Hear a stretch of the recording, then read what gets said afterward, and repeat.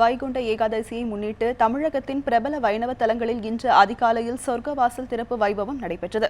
இதனை காண லட்சக்கணக்கான பக்தர்கள் திரண்டனர். 108 வைணவ தலங்களில் ஒன்றான திருச்சி ஸ்ரீரங்கம் அரங்கநாதர் கோவிலில் இன்று அதிகாலையிலேயே சிறப்பு வழிபாடுகள் மேற்கொள்ளப்பட்டு சொர்க்கவாசல் திறப்பு நிகழ்ச்சி நடைபெற்றது.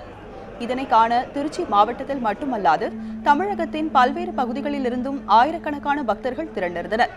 சொர்க்கவாசல் திறக்கப்பட்டதும் பக்தர்கள் கோவிந்தா கோவிந்தா என கூறி பெருமாளை பக்தி பரவசத்துடன் வழிபட்டனர்.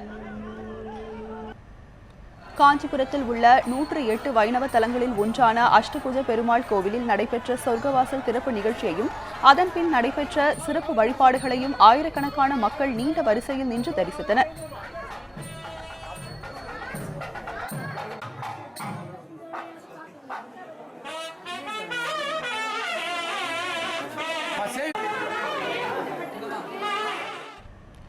நாமக்கல்லில் உள்ள ரங்கநாதர் கோவிலிலும் இன்று அதிகாலையில் சொர்க்கவாசல் திறப்பு வைபவம் சிறப்பாக நடைபெற்றது.